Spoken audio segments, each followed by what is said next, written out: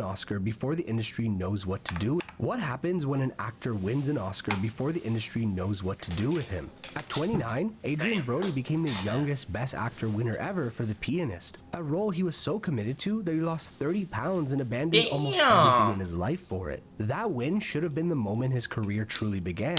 Instead, it became the moment his career spent the next 2 decades trying to live up to. He was pushed into studio films like King Kong and The Village, but nothing landed the way people expected. And as Brody kept experimenting, the risks started backfiring, eventually leading him to Chinese films and even one of the lowest rated films ever. But slowly, things started to click again. Television roles like Peaky Blinders, recurring collabs with Wes Anderson, and finally, a role that lived up to that first Oscar. This is the story of when an actor won an Oscar too early, and how it took the rest of his career to catch up to it. This is Adrien Brody.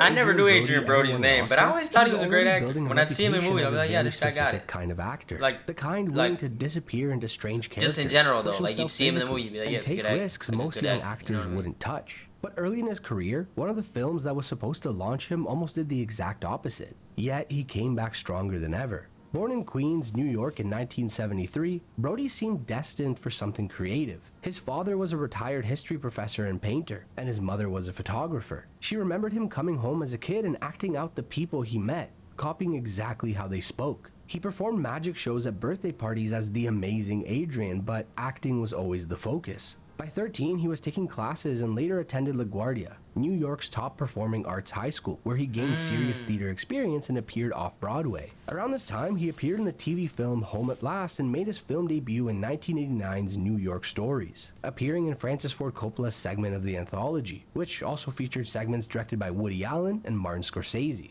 His early years in the industry were full of highs and lows. In 1992, he survived a serious motorcycle accident after being thrown over a car headfirst into a crosswalk, needing months to recover. But the year after brought his first real break in Steven Soderbergh's King of the Hill, where he played one of the friends of a boy living alone in a rundown hotel during the Great Depression. You know anything about golf, eh? Not really. The film reviewed very well and Brody's performance stood out, giving him his first major role with a promising director. The mid-90s kept him busy. He played baseball in Angels in the Outfield, had gambling debts in Ten Benny, starred alongside Mickey Rourke and played one of the scientists behind a military android in Solo. But none of these pushed his career forward the way King of the Hill did. 1997 only continued that pattern with smaller indie films like The Last Time I Committed Suicide, The Undertaker's Wedding, and 6 Ways to Sunday. But that same year, he began filming what was supposed to be the biggest role of his career. And no, it's not 1998's Restaurant, where he played a waiter who dreams of becoming a writer, a performance that earned him an Independent Spirit Award nomination. No, it was Terrence Malick's The Thin Red Line. The World War II epic followed American soldiers attempting to capture a Japanese-held island and featured one of the most stacked casts of the decade. The film would even go on to earn 7 Oscar nominations, and Brody was cast as the lead character, the role that carried the story in the original novel. His publicist had already booked him for a Vanity Fair cover to begin the awards campaign. Everything was lined up for this to be his breakout. Then he went to an early screening and watched himself barely appear in the film. Malick's editing had reduced his role to about 5 minutes and 2 lines of dialogue. Brody had no idea this was coming. The public embarrassment and potential career damage hit him hard. For an actor expecting his breakout moment, it was devastating. And while Malick was clearly doing what he thought was best for the film, not warning Brody or the other actors who were cut was not cool. But Brody pushed forward. Years later, he even said he was grateful he avoided major acclaim at 25, because as we would soon see, early acclaim can complicate your career.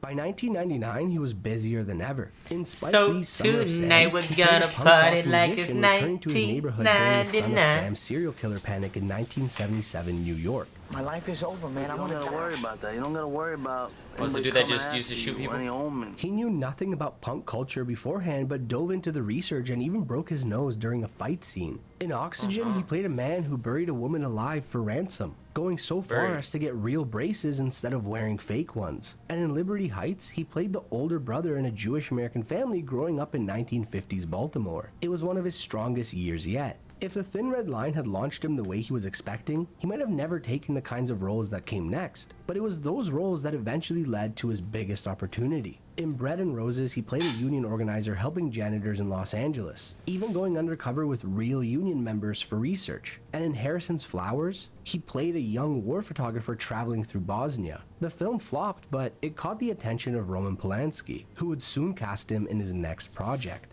He kept busy with films like Love the Hard Way, The Affairs of the Necklace, and Dummy, where he actually learned ventriloquism to perform live on set before starring in the film that changed everything. Damn. In The Pianist, Brody played Władysław Szpilman, a real Jewish pianist living in Warsaw during World War II who struggled to survive the Warsaw Ghetto and the destruction of his city. Over 1,400 actors auditioned for the role, but Polanski specifically sought out Brody after seeing Harrison's Flowers. And what Brody did to prepare was extreme, even by method acting standards. He spent months learning piano, practicing 4 hours a day so the film could actually show him performing Chopin before replacing the audio with recordings. He lost 30 pounds in 6 weeks, dropping to 130 pounds at 6'1", surviving mostly on boiled eggs, small portions of chicken, and vegetables. The production shot the film in reverse order so that he could gradually regain weight for the earlier, healthier scenes. But he went even further. He gave up his apartment, sold his car, disconnected his phone, and removed himself from everyday life entirely. He wanted to feel the same sense of loss his character experienced. Learning piano became the only distraction from this and his hunger. The result was one of the most powerful performances of the decade. Haunting, vulnerable, completely immersive. It's a funny time to say this. What? I wish I knew you better. The Pianist became a critical success across the board. Brody himself believed that he had no chance at the Oscars, even telling fellow nominee Michael Caine that he had not prepared a speech, but he won. At just 29 years old, Adrien Brody became the youngest Best Actor winner in history, beating 4 previous Oscar winners in the same category. But the victory came at a cost. At just 27 when he filmed it, the role pushed him further than he had ever gone before. And looking back, he says he would never torment himself like that again. He didn't work for nearly a year afterwards, exhausted from how intense it all was. Still, with the youngest Best Actor Oscar ever in his hands, Adrien Brody had officially arrived. And he'll need to have enjoyed that break because things were about to get very busy. After winning the Oscar for The Pianist, Adrien Brody suddenly found himself in a very different position. Not just as a respected actor, but as Hollywood's newest leading man. And with that came a new kind of pressure. Brody later said that after the Oscar, he was being judged less on his performance and more on how well the entire movie performed. He signed with a major agency that promised to turn him into a full leading man, steering him toward He went bigger from off studio the bench projects. But looking back, all-star, Brody admitted NBA he first wasn't fully team. prepared for the level of First team expectation All-NBA. that suddenly followed him. The That's first of those sickening. projects He was wasn't ready M. Night for it. Shyamalan's The Village. He'll get them in shots up 2004. though. He'll be ready Shyamalan for had it. been on an Watch. It's incredible gonna take a run bit of since The time. Sixth Sense, and Brody wanted to work with him. He lost the lead to Joaquin Phoenix, instead playing a mentally disabled villager in a secluded late 1800s community. To prepare, he visited a mental facility and even taught an acting workshop there. The film was a box office hit, but reviewed noticeably worse than Shyamalan's previous 3, signaling that audiences were starting to get tired of his twist formula. The following year, he starred in The Jacket, playing a veteran locked inside a morgue drawer as part of an experimental psychiatric therapy. To prepare, Brody did isolation tank sessions and even asked to be left in the drawer between takes. The film bombed on release, though it later gained a cult following. But that same year brought his biggest mainstream film yet, Peter Jackson's King Kong, which was the most expensive film ever made at the time, and was Jackson's follow-up to the Lord of the Rings trilogy. How you gonna say that and not say how much it was? The producers saw him as their only choice for one of the leads. It was a 9-month shoot where he learned to act with green screens and did his own stunt driving. During a 3-month break, he squeezed in Hollywoodland, playing a private investigator looking into the mysterious death of an actor in 1959. He worked non-stop for nearly a year, but unfortunately, both films underperformed. King Kong reviewed well and critics praised its scale and effects, but its enormous budget meant it needed far bigger numbers to be considered a success. So far, Brody's post-Oscar run had produced interesting films, but nothing lived up to the hype. He was still doing what he always did, working with directors he admired, just on a bigger stage. In 2007, he began one of his favorite collaborations with Wes Anderson on the Darjeeling Limited, playing one of the 3 brothers reconnecting after their father's death. The cast lived together in India, with minimal wardrobe or makeup, and many scenes were shot on a moving train. But what Brody loved most was that Anderson let him be funny. After The Pianist, he'd been typecast as a serious dramatic actor, and Anderson was the first to embrace the other side of him. Francis? Yeah. Here's your bell. Around this time, Brody noticed a shift. The big studio leading roles weren't coming anymore. He was in talks to play the Joker in The Dark Knight, but lost it to Heath Ledger, and was considered for Spock in Star Trek before it went to Zachary Quinto. That Oscar had left him stuck between character actor and leading man, and Hollywood never quite figured out how to use him. So Brody treated his career like a creative experiment, choosing roles that made sense to him rather than following the expected path. Unfortunately, that approach would soon start working against him. 2008 was busy but much lower profile. Yeah, but how long after doing what you're supposed to are you gonna start to fucking hate doing what you're doing? Like if you go into it because you love acting, and then it's like I hate doing this type of rap during production. You just want to quit. And in Cadillac Records, he played the founder of Chess Records. The performances were solid, but none of the films became hits, and things only got worse in 2009. He reunited with Wes Anderson for a small voice role in Fantastic Mr. Fox and played a scientist in Splice. But the real low point came in Giallo. I didn't know that movie because of legendary Italian director Dario Argento. But the director was well past his prime. The film was torn apart by critics, and Brody ended up suing the producers. I never seen Splice, but I heard that I don't know if he did, but somebody fucked the alien. By 2010, he was still experimenting. He starred in The Experiment,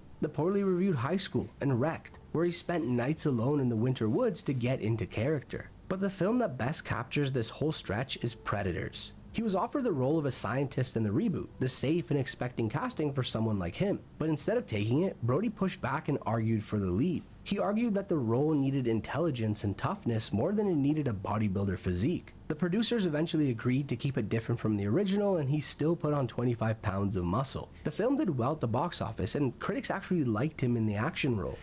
This planet is a game preserve. And we're the game.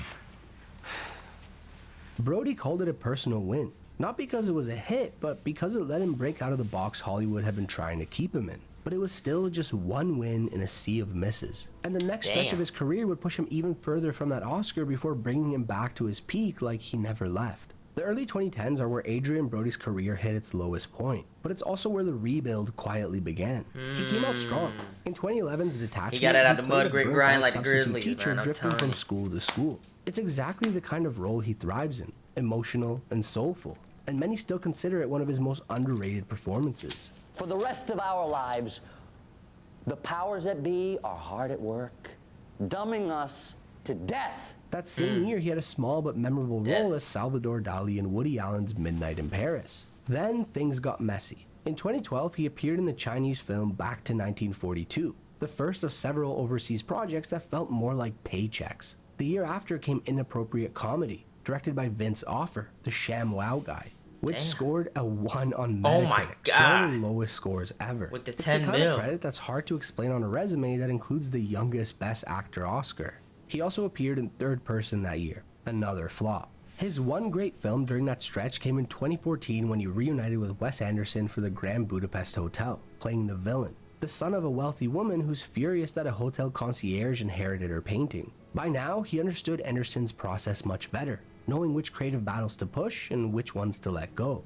Along with his other Anderson collaborations, those films became some of his favorite to make, with the cast living in odd hotels together and having communal dinners. But outside of that, things kept slipping. That same year, he dropped the straight-to-DVD American Heist, followed by the Chinese epic Dragon Blade alongside Jackie Chan, often described as a propaganda film, with critics now openly comparing his career to Nicolas Cage's. Backtrack was a step in the right direction, but September's in Shiraz and Manhattan Night continued the downward trend. Eventually, even Brody stepped back, saying he wasn't finding roles that spoke to him, and took 2 years off to focus on painting, something he's still active in today, although I'm not sure it's as good as his acting. When he returned, things didn't improve right away. 2017 brought Emperor, which was never released due to legal issues, followed by Bullet Head and another Chinese film, Airstrike. Looking at this run, it feels like one of the biggest collapses of a promising acting career. And honestly, his project selection really did hurt his potential for a while. But this decade wasn't as bad as it looks because something was quietly building on the TV side. See what I'm saying though? You just said it. He was finding films that he had no interest in television, he didn't connect with. But the industry had changed. Prestige TV was attracting serious talent,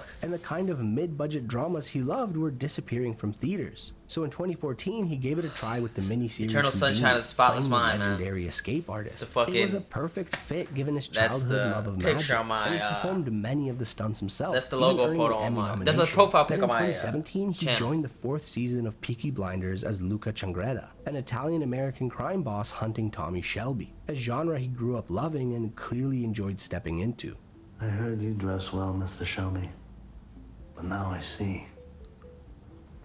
Not so well as me. Going into the 2020s, TV kept rebuilding his profile. He led the Stephen King adaptation of Chapelwaite in 2021, but it was cancelled after just 1 season. That same year, he appeared in 2 episodes of Succession as a billionaire investor caught between the Roy brothers. His girlfriend loved the show and told him to take whatever they offered. It became one of the most memorable guest appearances in the series and earned him another Emmy nomination. After that came Winning Time, the rise of the Lakers dynasty, where he played 80s Lakers coach Pat Riley across 2 seasons before it was cancelled. While TV was restoring his confidence, the film side slowly started improving as well. He reunited with Anderson for The French Dispatch in 2021, playing a shady art dealer in the anthology's first segment, and again for Asteroid City in 2023, where he played the director of the play within the film. He wrote, produced, and composed the score for Clean, a passion project where he played a garbage man targeted by a crime boss. Wanting to see he also took supporting roles in See How They Run, playing the murdered Hollywood director who kicks off the Whodunit, and Blonde, playing the playwright and husband of Marilyn Monroe. Not all of them landed, and 2023 still had its share of misses with Manodrome, Fool's Paradise, and Ghosted. But then came the role that changed everything. In Brady Corbet's The Brutalist, he played Laszlo Toth, a Hungarian Jewish architect and Holocaust survivor who emigrates to America after the war. The film follows decades of his life as he adapts to a new country and takes on an ambitious architectural project for a wealthy man. Brody said he'd been waiting for something of this magnitude since The Pianist, but the personal connection ran even deeper. His mother's side was Hungarian, with his grandmother living in Nazi-occupied Budapest. His mother fled Hungary during the 1956 revolution, arriving in New York in a similar way to Laszlo. And his grandfather's Hungarian accent was something Brody used in his performance. But most importantly, ugly. Everything is your fault. The film was shot in just 34 days across Hungary, Italy, and New York, creating something massive on a budget under $10 million. They even used VistaVision for parts of it, a format no American film had used since 1961. But at the center of it all was Brody's performance.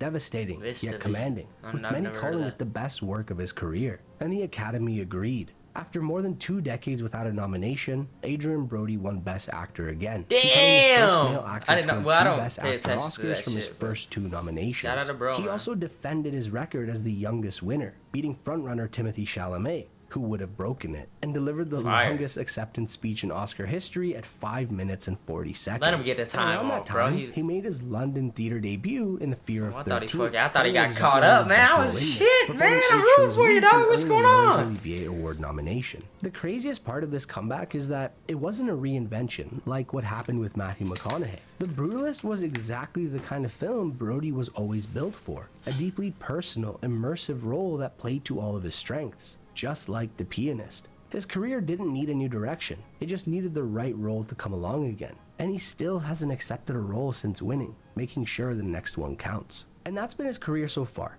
Adrien Brody is the clearest example of what can happen when an actor reaches the top too early. He didn't win that first Oscar by accident, and he didn't fall off because he became a worse actor. He stayed the same, intense, curious, and willing to go further than most for the right role. The problem was everything around him. The expectations, the roles, the push to turn him into something he wasn't. And it took 20 years, a lot of strange detours, and one perfectly timed film for it all to finally click again. And now with a second Oscar, the question isn't whether he can reach that level again, it's what he does with it this time. So there you have it. Adrien Brody's career and all. That was a great vid. That was a great vid. He getting a sub out of me. I'm not gonna lie. Bang, right there. There you go. If you enjoyed the video, drop a like and subscribe, and check out our Patreon.